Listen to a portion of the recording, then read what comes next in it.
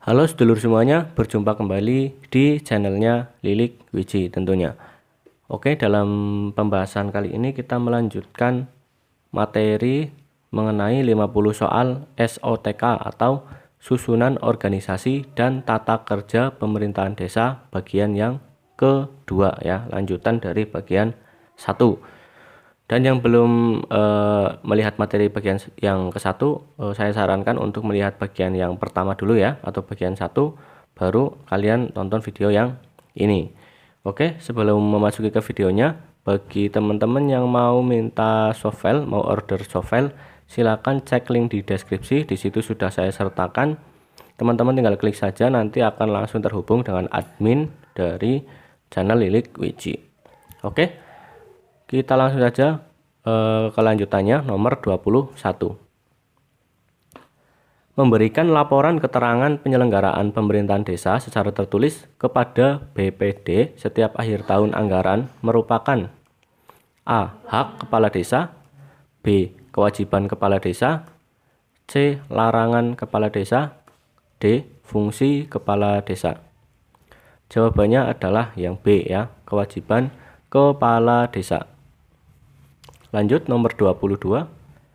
Ikut serta dan atau terlibat dalam kampanye pemilihan umum dan pemilihan kepala daerah adalah A. Kewajiban kepala desa, B. Hak kepala desa, C. Larangan kepala desa, D.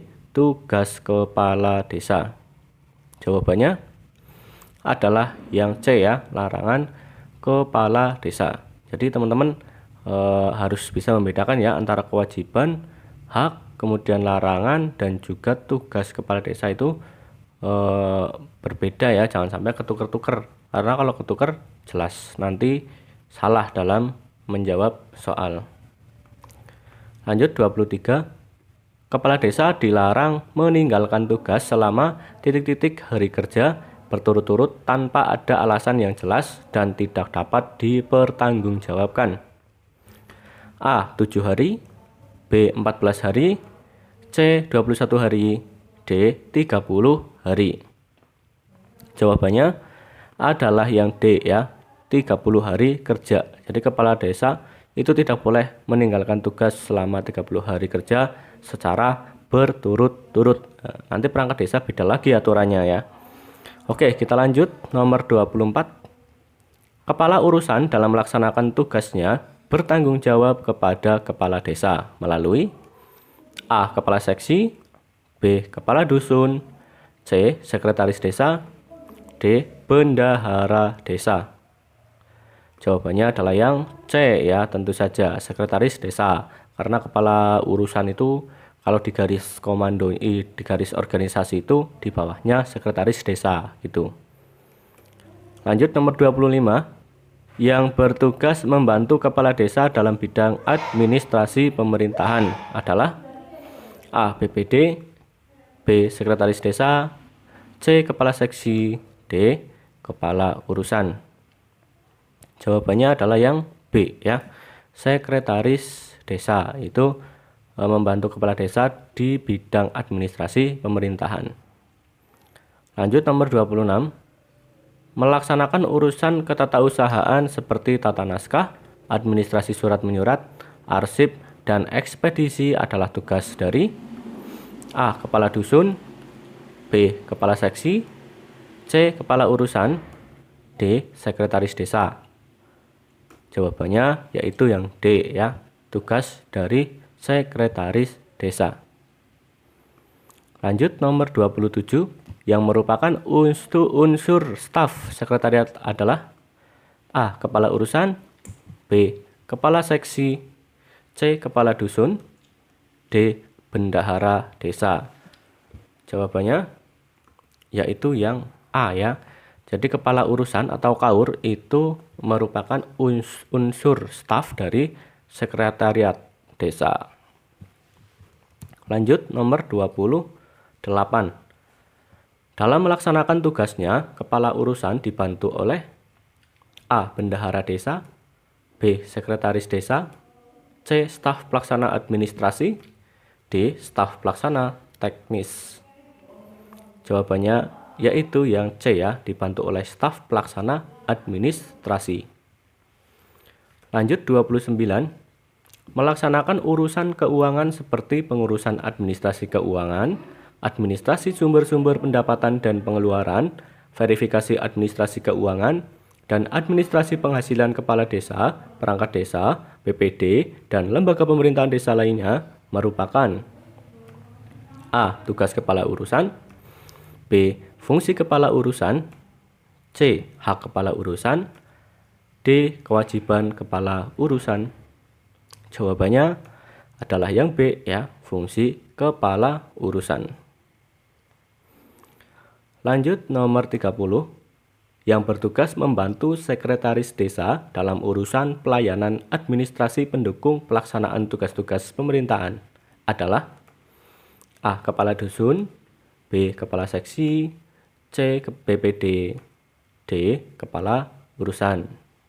Jawabannya yaitu yang D ya, kepala urusan. Lanjut 31, yang memiliki kedudukan sebagai unsur pelaksana teknis dalam pemerintahan desa adalah A. Kepala urusan, B. Kepala seksi, C. Sekretaris desa, D. LPPMD. Jawabannya adalah yang B ya, kepala seksi. 32. Membantu kepala desa sebagai pelaksana tugas operasional adalah tugas dari A. Kepala seksi, B. Kepala urusan, C. Sekretaris desa, D. Kepala dusun. Jawabannya yaitu yang A ya, tugas dari kepala seksi. 32. Melaksanakan penyuluhan dan motivasi terhadap pelaksanaan hak dan kewajiban masyarakat, meningkatkan upaya partisipasi masyarakat, pelestarian nilai sosial budaya masyarakat, keagamaan, dan ketenagakerjaan adalah fungsi dari A. Kepala seksi pemerintahan, B. Kepala seksi kesejahteraan, C. Kepala seksi pelayanan, D. Kepala urusan umum. Jawabannya adalah yang C ya, kepala seksi pelayanan. Ya, kata kuncinya dari kata penyuluhan saja ya teman-teman. Kalau memang susah mengingat, nanti kalau ada kata-kata penyuluhan berarti itu kepala seksi pelayanan. Nah, seperti itu. Lanjut 34. Melaksanakan manajemen tata praja pemerintahan, menyusun rancangan regulasi desa, pembinaan masalah pertanahan, pembinaan ketentraman dan ketertiban, kependudukan, penataan dan pengelolaan wilayah serta pendataan dan pengelolaan profil desa merupakan fungsi dari A. Kepala seksi pemerintahan, B. Kepala seksi kesejahteraan, C. Kepala seksi pelayanan, D. Kepala urusan umum. Jawabannya yaitu yang A ya, kepala seksi pemerintahan. Kata kuncinya, intinya kalau ada tata praja pemerintahan begitu ya. Jadi tidak usah menghafalkan semua. Cukup kata kuncinya saja. Lanjut 35. Melaksanakan pembangunan sarana prasarana perdesaan, pembangunan bidang pendidikan, kesehatan, dan tugas sosialisasi serta motivasi masyarakat di bidang budaya, ekonomi, politik, lingkungan hidup, pemberdayaan keluarga, pemuda, olahraga, dan karang taruna merupakan fungsi dari A. Kasih pemerintahan, B. Kasih kesejahteraan, C. Kasih pelayanan, D. Kaur umum. Jawabannya adalah yang B ya, kasih kesejahteraan. Itu tentang prasarana gitu ya. 36.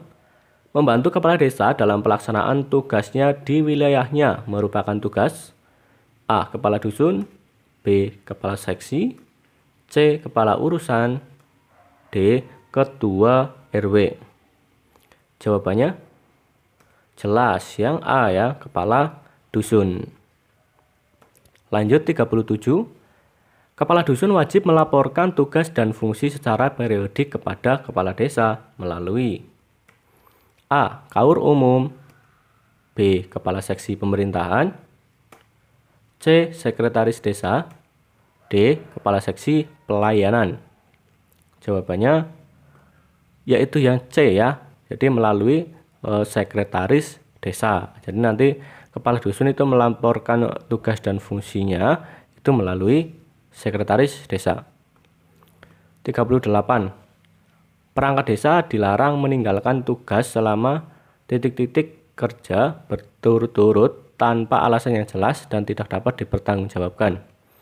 A. 14 hari, B. 21 hari, C. 30 hari, D. 60 hari. Jawabannya adalah yang D ya.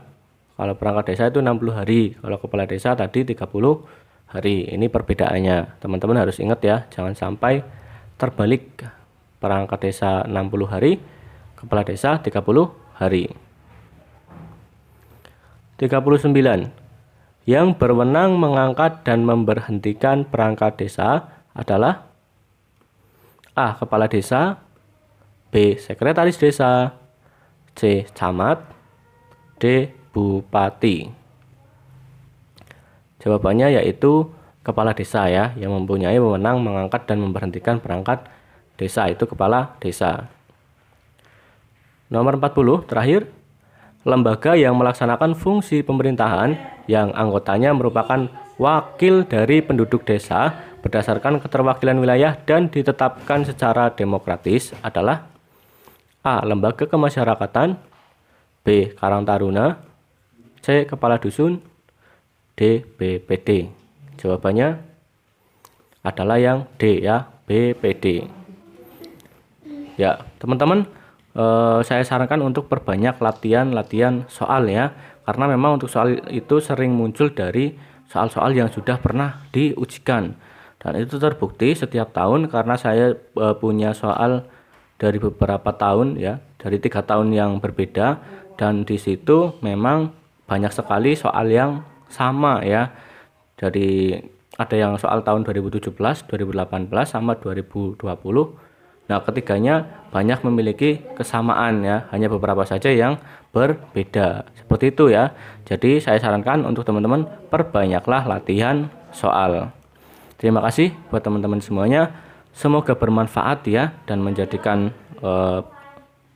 paham untuk materi tentang SOTK. Jangan lupa untuk like, komen, dan juga subscribe biar tidak ketinggalan materi ya.